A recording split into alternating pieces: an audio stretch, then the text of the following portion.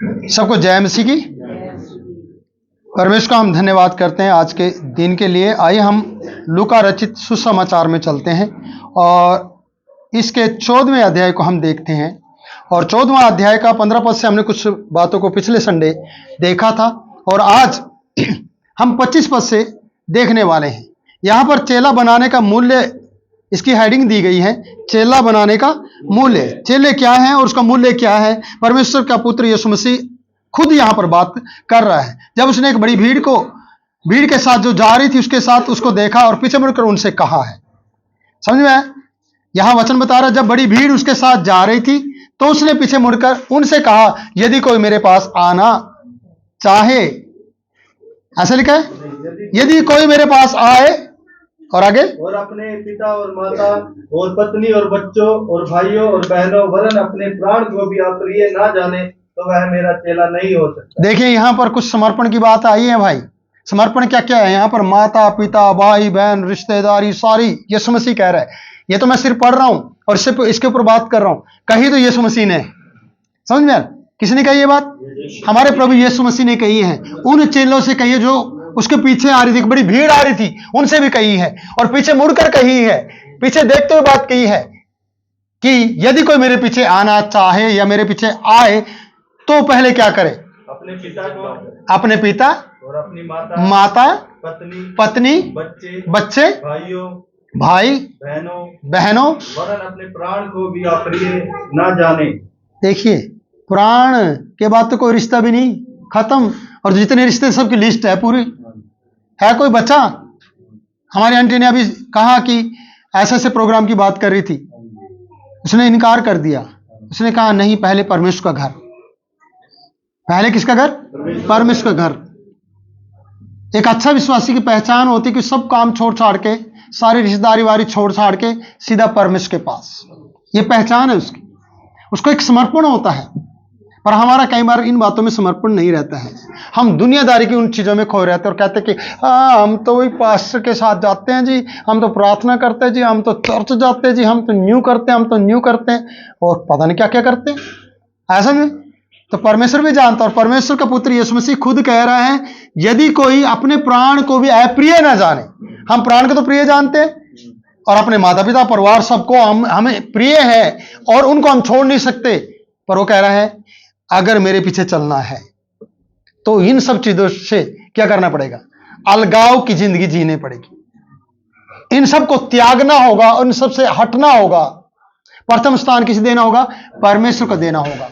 एक चेले का मूल्य यही है, एक चेले का समर्पण यही होता है। एक सही विश्वासी का समर्पण यही होता है कि उसे जो प्रभु कह रहा है उस चीज को त्यागना होता है। जिन चीजों से वो ज्यादा प्यार करता है, जिन चीजों के लिए ज्यादा तैयार रहता है, जिन चीजों में अपना काम काज में समय बिताता है, उन चीजों को परमेश्वर कह रहा है अवॉइड करो। वो चीजें आपकी जिंदगी से दूर रहनी चाहिए। जिसे करना चाहिए वो है यीशु मसीह। वो कौन है? यीशु है, वो प्रभु है जिसे ज्यादा प्यार करना चाहिए। वही बात लोगों से, भीड़ से और चेलों से कह रहा है कि चेला बनने का मूल्य क्या है, मैं बताना चाहता हूं। आगे बढ़े भाई। अप्रिय ना जाने तो वह मेरा चेला नहीं हो सकता। हाँ, चेला नहीं हो सकता जो अप्रिय ना करे उन चीजों को, जिनसे प्यार करना छोड़ दे तब होगा। वरना प्यार करता रहे तो परमेश्वर किसी और को तैयार कर लेगा अपना चेला बनाने के लिए। अब बोले पास ये तो अच्छा सा नहीं लग रहा है कि आप रिश्तेदारियों को तड़वा रहे हो जी मारे। ना, मैं नहीं तड़वा रहा हूं, मैं तो उसके वाणी पढ़ रहा हूं बस। तुम प्रभु से प्यार करते हो? करते हो? फिर बुरा तो नहीं लग रहा है? कौन बोल रहा है? ये प्रभु है, प्रभु बोल रहा है। तो फिर मेरी बात का बुरा तो नहीं लगेगा? ये मेरी बात भी नहीं है, ये यीशु मसीह की बात है। ये प्रभु यीशु का वचन है, सिर्फ हम पढ़ रहे हैं।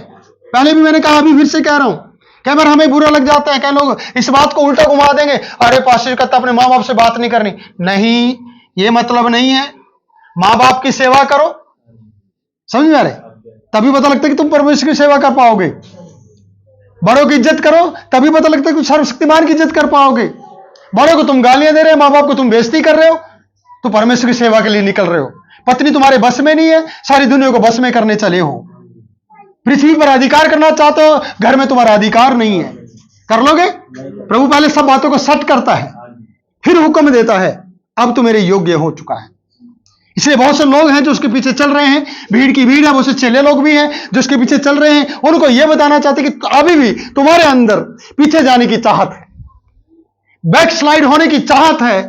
इसलिए मैं तुम्हें समझा रहा हूं, अपने माता पिता, भाई बंधु, रिश्तेदार जितने भी हैं, वरन अपने प्राण को भी अप्रिय न जाने तो मेरा चेला ना हो सकता है। इसका मतलब वो कहते हैं कि इसे जानो कि ये मेरे लिए अप्रिय है, प्रिय नहीं है, ये मेरे लिए इतना खास नहीं है, इतने महत्वदार नहीं है, मैंने इतना महत्व नहीं देता।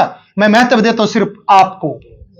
परमेश्वर, मैं सिर्फ तुझ पर भरोसा करता हूं। परमेश्वर के पुत्र, मेरे प्रभु, मैं तेरे ऊपर भरोसा करते हुए तेरे पीछे चलना चाहता हूं। तो पीछे मुड़कर देखने की जरूरत नहीं पड़ती है, क्योंकि वचन बता रहा है हाल पर हाथ रखकर पीछे नहीं देखना।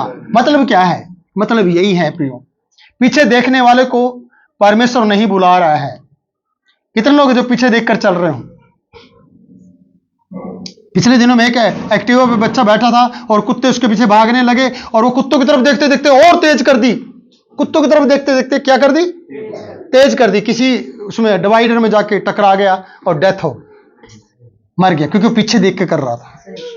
पीछे कुत्ते लगे थे, आगे देखना था, आगे भागना था। वो आगे भाग तो रहा था लेकिन पीछे देखकर भाग रहा था। अब यीशु के पीछे चल तो रहे हैं, आगे देख के नहीं, ये मेरी तू कब आएगी, और आगे बढ़ रहे हैं। वो आगे चलना नहीं है, क्योंकि तुम अभी तक कहां देख रहे हो? पीछे देख रहे हो।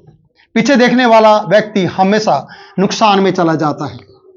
कोई न कोई बड़ा एक्सीडेंट अपनी जिंदगी में ले आता है, क्योंकि वो पीछे देख रहा है। और प्रभु यीशु मसीह अपने चेलों को भी और भीड़ को भी समझाना चाहता है, यदि मेरे पीछे आना चाहते हो तो इन चीजों को पीछे देखना बंद करो, मेरे साथ साथ चलो। आगे बढ़े भाई। और जो कोई अपना क्रूस ना उठाए और मेरे पीछे ना आए, वह भी मेरा चेला नहीं हो सकता। यीशु मसीह ने उस वक्त तक क्रूस नहीं उठाया था, ऐसा समझे, उठाने जा रहा था। सबके लिए क्रूस उठाने जा रहा था, कष्टों को और दुखों को, परेशानियों को लेने जा रहा था। पर वह हमें समझा रहा था क्या? जो कोई अपना क्रूस ना उठाए और मेरे पीछे ना आए, वो मेरा चेला नहीं हो सकता। पहले तो माँ बाप को ज्यादा चाहने वाले और माँ बाप के साथ और अपने रिश्तेदारों में 24 घंटे रहने वाले, वो भी चेला नहीं हो सकता। प्राण से ज्यादा प्यार करने वाले, ओ मैं तो भूखा मर गया जी, 40 दिन का पहला फास्टिंग नहीं रख सकता बंदा, तो क्या करेगा? जो बिना पानी के, बिना माँ बाप के, बिना ऐशो आराम के, बिना बेड के, बिना सुरक्षा के जंगल में 40 दिन और 40 रात निराहार रहा। किसके लिए? हमारे लिए। और हम उसके लिए एक दिन का भी फास्टिंग रखते हुए क्या करते हैं? 70 बातें दूसरों को परेशान करेंगे। शाम को हलवा ले आइयो, शाम को देसी खांड ले आइयो, देसी घी ले आइयो, और मैं शाम को फास्टिंग खोलूंगी हलवा बना के। तो प्रभु के क्या कहेगा? बस इतने समर्पण है, क्योंकि हम अपने प्राण से प्यार करते हैं। धन्य है जो उसके लिए प्राण को खोते हैं। समझ रहे? कैमरा, हम इतने थके होते हैं, शाम को प्रचार करने का मन नहीं करता, टांगे दर्द हो जाती और कहते कि बोल नहीं पाऊंगा, कैसे करेंगे? पर जो कहा है वो तो करना होगा, क्योंकि तो प्रभु के लिए कर रहे हैं। जब मैं ज्यादा थका होता तो मैं जानबूझ के परमेश्वर के लिए काम करने की कोशिश करता हूं। पता क्यों? क्योंकि बल तो वही देगा। बल देगा तो कल होगा मेरा, तभी फल होगा, तभी मेरी समस्या का हल होगा। समझ रहे? जब वो बल देगा। बल की कब जरूरत पड़ती है? जब आप उसके लिए कमजोर बनेंगे, जब आप उसके लिए ताकत का इनकार करेंगे, संसारिक ताकत का, तब परमेश्वर काम करता है प्रियो। इसलिए यहां पर लिखा है कि कैसे था? जो कोई अपना क्रूस उठाना। क्रूस उठाने का मतलब क्या है मालूम है? दुख उठाना, उसके लिए। समझ रहे? पर यहां जो कोई मेरे लिए अपने क्रूस को ना उठाए, अपना क्रूस का मतलब दुख उठाना, और ये उसमें चला जाता है, फिर ट्रांसफर हो जाता है कि मैं यीशु के लिए जी रहा हूं। कोई गाली दे दे तो कहते ये मेरे यीशु के कारण मुझे दे रहे हैं, कोई बात नहीं, इसका लेखा कौन लेगा? परमेश्वर लेगा। पर हम खुद बदला लेने की कोशिश करते हैं। हम बदला लेने में ज्यादा विश्वास करते हैं, जबकि बदला लेने वाला बदला लेना चाहता है, पर हम उसे कहते हैं आप रहने दो, हम कर लेंगे, हम खुद बदला ले लेंगे। आगे पढ़ो भाई। और मेरे पीछे ना आए, और मेरे पीछे ना आए। वह भी मेरा चेला। देखो, क्रूस भी उठाना है और अपने आप का इनकार भी करना है और उसके पीछे आना है। ना आए मतलब कि क्रूस ना उठाए तो ना में चल रहा है ना, पर दोनों बातें हैं, क्रूस उठाना है, मैं ऐसे कहूंगा, और क्या, इनकार करना है और उसके पीछे आना है। इस तरीके से कहना चाहता हूं। प्रभु की चाहत ये है। हाँ, वो चेला बनेगा जो आए। आगे बढ़ेंगे, बड़ी मजेदार बात आएगी। तुम में से कौन है जो गढ़ बनाना चाहता हो हाँ। और पहले बैठकर खर्चा ना जोड़े। देखिए यहां पर गढ़ बनाना और एक बड़ा सा ऐसा करना चाहते हैं, एक बड़ा बंगला, समझ आ रहे, एक ऐसा कुछ करके दिखाना संसार के अंदर कि मैं ही हूं और कोई नहीं है, समझ आ रहे। जैसे कि मुकेश अंबानी ने एक बड़ा वो बना दिया है ना, घर बना दिया और दुनिया उसको देख रही है, और दुबई ने बुर्ज खलीफा बना दिया है, समझ रहे, उसका टिकट लगता है देखने का, वो पैसा कमा रहा है। तो ऐसा कुछ अजूबा करके दिखाना, एक गढ़ बनाना कि हम ही हैं यहां पर। गढ़ बनाने की जो सोच रहा हो उसको क्या करना चाहिए, प्रभु कह रहा है ये बात। अगर आप बड़े काम की चाहत रखते हो तो आपको पहले क्या करना चाहिए वो बता रहा है। अगर तुम प्रार्थना योद्धा बनना चाहते हो, यीशु मसीह के लिए आत्माओं को जीतना चाहते हो, तो पहले क्या करना चाहिए वो बता रहा है ये बात, समझ में। विचार करने की बात हो रही है। पढ़ो भाई इस बात को। पहले बैठकर खर्च ना जोड़े कि पूरा करने की सामर्थ मेरे पास है कि नहीं। सामर्थ और खर्च ये जोड़ने की बात की गई है, और ये सिर्फ पैसा हिसाब किताब वाला घर बनाने की बात नहीं है। आप कैसे जिंदगी को आगे बढ़ा सकते हैं, कैसे यीशु के लिए आत्मा को जीत सकते हैं, उसका हिसाब लगाना बैठकर। और बैठना ही नहीं, मुंह खोल कर कहना मैं कमजोर हूं, मैं निर्बल हूं, मैं मेरे अंदर वो ताकत नहीं कि मैं ऐसा कर पाऊंगा, इसलिए कहना और उसकी ताकत को पाना। आगे बढ़े। कहीं ऐसा ना हो कि जब वह नींव डाल ले तो तैयार न कर सके। बहुत से विश्वासियों का यही मजाक हो रहा है, वो करने की कोशिश करते हैं और तैयार नहीं कर पाते, क्योंकि उन्होंने पहले जोड़ा नहीं, पहले उन्होंने परमेश्वर के साथ समय नहीं बिताया, और फिर बाद में मजाक या हंसी का पात्र बन गए, मजाक पात्र बन गए, ठट्ठा का कारण बन गए। क्यों? क्योंकि उन्होंने पहले बैठकर घुटने टेक कर उसे नहीं मनाया, हिसाब किताब नहीं जोड़ा कि मैं ये कर पाऊंगा जो मैं कर रहा हूं। कई लोग नकली पास्टर बन के घूम रहे हैं, रोज नई बाइबल उठाते हैं और पैंट की भी सिलवाते हैं, बेल्ट डालते हैं, पैंट कोट डालते हैं, और अपने आप को कंगी कुंगी मार के एक दो जादू मंत्र टोना करने की कोशिश करते हैं, और चलो जी बन गए पास्टर। बैठकर नहीं, बैठकर पहले हिसाब नहीं लगाया, बैठकर पहले घंटों घंटों प्रार्थना नहीं की, पहले गुप्त में कुछ भी नहीं किया, बस देखा दिखाई में क्या करे निकल गए। और आगे क्या लिखा है भाई, तो सब देखने वाले यह कहकर उसे ठट्टों में उड़ाएंगे, मजाक करेंगे, अरे निकला था बड़ा, है ना। आपको पता ना, नया नया मौलवी सुना है ना आप लोगों ने उदाहरण, नया नया पास्टर भी ऐसे करता है, समझे। यंग पास्टर बाद में बोला कि जिस घर में जा रहा था वहीं से लड़की लेके चला गया भाई। और माँ बाप भी खुश हो, पास्टर से हुई लड़की की शादी, पास्टर कल को ई रिक्शा चला रहा होगा, है वो तो नकली था भाई, वो भेड़ चोर था, वो चोरी करने आया था, घर में घात लगाने आया था, तुम्हें बचाने नहीं आया, और तुम है ना समझ नहीं पाए इस बात को। इसलिए बहुत सी बातों के लिए परमेश्वर अपने घुटनों के सामने, अपने सामने घुटनों के बल आप लोगों को कहना चाहते कि आकर हिसाब किताब लगाओ और समय बिताओ और जोड़ो, और फिर शैतान के गढ़ को तोड़ो। हम शैतान के गढ़ को तोड़ने के लिए बिना जोड़े तोड़ना शुरू करते हैं। देखा ना वचन में, याकूब की पत्री में क्या लिखा मालूम है, पहले परमेश्वर के अधीन हो जाओ, पहले परमेश्वर के अधीन हो जाओ और शैतान का सामना करो। हम परमेश्वर के अधीन नहीं होते, शैतान का सामना करते हैं, और शैतान हमारी बीन बजाता है, नहीं हमें बर्बाद करके चला जाता है, हमारे रोजगार पे अटैक कर देता है, हमारे घर के किसी बच्चे को बीमार कर देता है, हमारे पति या पत्नी को बीमार करके चला जाता है, कोई एक्सीडेंट ले आता है शैतान। क्यों? क्योंकि हमने पहले बैठकर घर नहीं बनाने से पहले परमेश्वर के घर में समय नहीं बिताया, जोड़ा नहीं उस बात के लिए, उसे मदद नहीं मांगी, उसे अपने समय नहीं दिया, बस बनाने चले थे। कलीसिया बनाएंगे, हैं चर्च बनाएंगे, एक बड़ा है ना आराधनालय बनाएंगे, मेगा चर्च बनाएंगे, बना नहीं सका, फिर मजाक होता है, चला था पास्टर, ही तो पास्टर नहीं था, हाँ था, अब क्या कर रही है, अब तो मिस्त्री बन गया, अब तो गाड़ी चला रहा है ये। गाड़ी कौन सी, अपनी नहीं, पर्सनल गाड़ी नहीं भाई, ठेला। क्या बेच रहा है, आलू है, आलू के चालू बेटा कहाँ गए थे? करनाल की मंडी में गए थे। शर्म की बात है ये। हमारा प्रभु हर एक बात को क्लियर रीति से समझाना चाहता कि विश्वासियों को क्या करना चाहिए, मेरे लोगों को क्या करना चाहिए। उदाहरण के साथ बात कर रहा है। अगर उसका चेला बनना है, उसका बेटा बेटी बनना है, तो पहले क्या करना है वो बता रहा है। एक मजे की बात और देखिए, यह मनुष्य बनाने तो लगा, हाँ, पर तैयार ना कर सका। आगे बढ़ो। या कौन ऐसा राजा है जो दूसरे राजा से युद्ध करने जाता हो और पहले बैठकर विचार ना कर ले कि जो 20,000 लेकर मुझ पर चढ़ आता है, क्या मैं 10,000 लेकर उसका सामना कर सकता हूँ या नहीं। बस बस, जो 20,000 लेकर चढ़ा आता है, मतलब युद्ध करने के लिए आ रहा है, जो इतनी बड़ी सेना के साथ आ रहा है, उसके सामने सामना करने के लिए हम 10,000 लोगों के साथ चल रहे हैं। समझ आ रहे? जीत जाएंगे? हमारे पल्ला दल्ला कुछ भी नहीं। हम परमेश्वर का है ना, परमेश्वर के लिए ये कर पाएंगे? कर पाएंगे?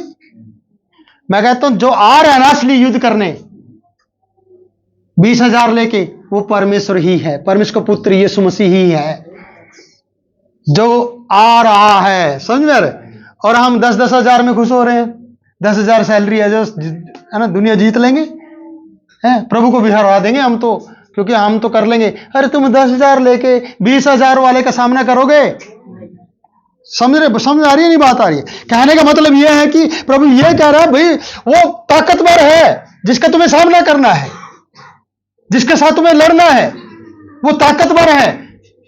तो तुम्हें उसको हराने के लिए 10 उसके बाद छोड़ने होंगे, 20 आपके पास रखने होंगे। समझ आ रहे? 30 होना चाहिए। हम 20 मिनट बजाय परमेश्वर के सामने घुटने टेकने की बजाय, प्रार्थना करने की बजाय 10 मिनट करते, और वो 20 मिनट पहले एक मीटिंग करके आ रहा है। समझ में आ रहा है? क्या इनको किस तरीके से हराया जाए, इनको किस तरीके से मारा जाए, वो रणनीति तैयार करता है। समझ में आ रहा है?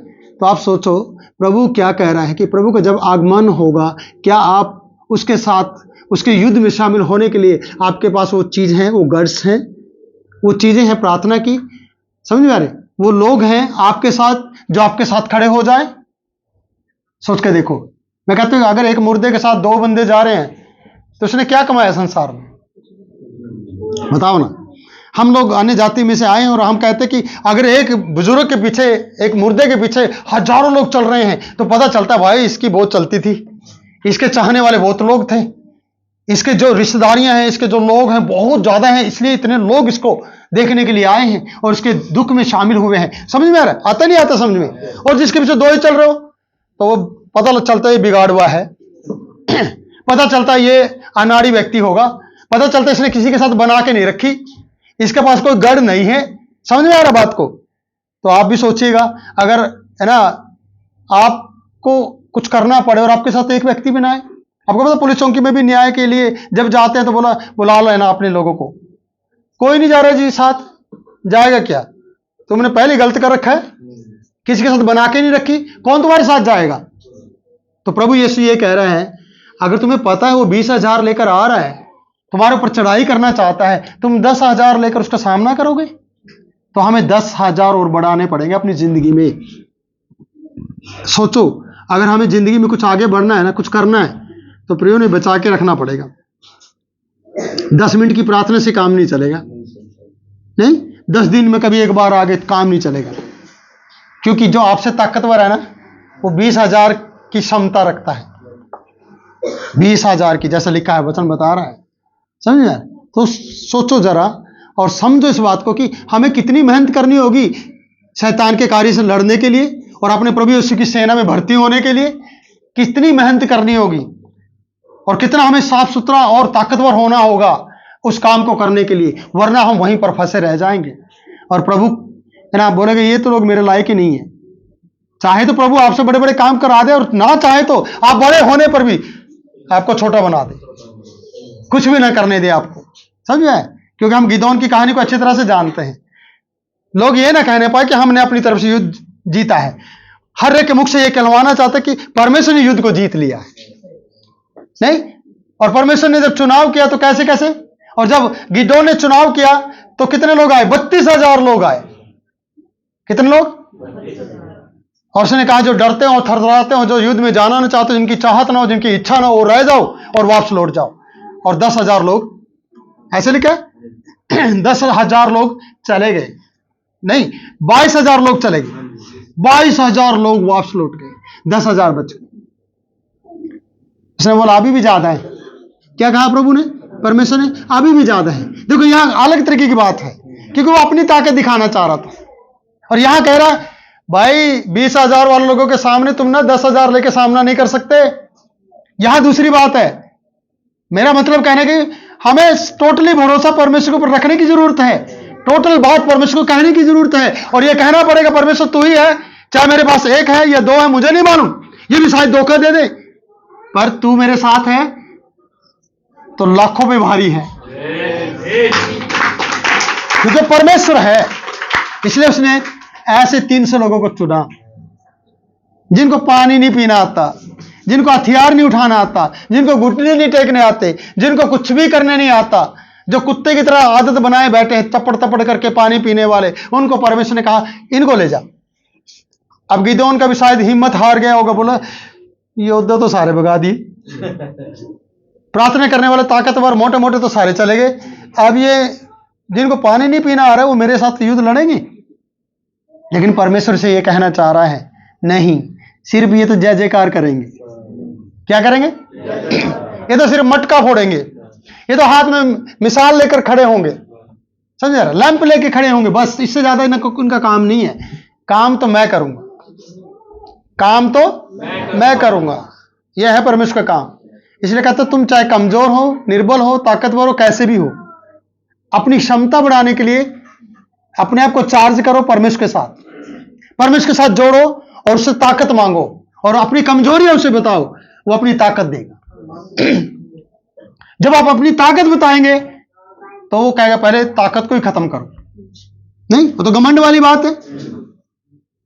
कहेगा हम तो बीमार नहीं होते। पिछले दिनों में शायद जाबेस ने इस प्रकार से कहा हम तो बीमार नहीं होते, हमारा तो सिस्टम है। कहा था ना ऐसी बात, हमारा तो सिस्टम है। मैंने बोला तेरे सिस्टम ने पिछली बार पीजीआई पहुंचा दिया था, सबको परेशान कर दिया था, नहीं कर दिया? तुम्हारे जो सिस्टम है, ये है सिस्टम तुम्हारे, कब पता नहीं चलेगा। हाँ ठीक ठाक बैठे थे हम तो चर्च में, ठीक ठाक थे, बस घर आए, घर आते मेरा कोल्ड हो गया, जुकाम हो गया, बुखार चढ़ गया, न्यू हो गया, फलानी हो गया। मतलब तुम्हारे अंदर क्षमता नहीं है। देखो सोचो अपने बारे में, क्या अचानक हमारे जिंदगी में दुख आकर खड़ा हो जाता है। इम्यूनिटी पावर नहीं है हमारे अंदर। जरा सी ठंडी हवा लगने से, जरा सी गर्म हवा लगने से हमारा रेसा शुरू सुरड़ सुरड़ नहीं हो जाता। फिर किस बात पे घमंड करते हैं? क्या सहन कर पाएंगे हम? 10,000 लेकर हम 20,000 वाले व्यक्ति को हरा पाएंगे? नहीं। इसका मतलब प्रभु कह रहा है रुको, झुको और प्रार्थना करो और मुझे साथ रखो। नहीं कहता, अगर शैतान भी आपका दरवाजा खटखटाएगा ना, वो भी कहेगा यीशु को देख के, बोला मैंने तो रोंग दरवाजा खटखटाया है, वापस लौट कर चला जाएगा। क्योंकि आपके घर में कौन रहता है? प्रभु यीशु रहता है। आपके दिल में कौन रहता है? तो प्रभु यहां पर चेले का उदाहरण बता रहा है कि चेले को पहले क्या करना होता है? समर्पण। पिछली बातों को भूलना होता है। विश्वासी को पिछली बातों को भूलना होता है। नहीं तो आपने क्या आदि मूर्ति तो घर में रखी है, बोला क्या तो विश्वास से पीछे जाना पड़ जाए, फिर तुरंत खरीदने की जरूरत ना पड़े, बस पेटी में से निकालनी है और लगाने हैं। जो धागे पड़े हैं वो धागे बांधने बस, और वक्त तो थाना तैयार कर रखा होगा पद्मा जैसा। बस जाते ही कह देंगे आज मेरा आखिरी दिन था यहाँ, अब मैं तेरा चेला।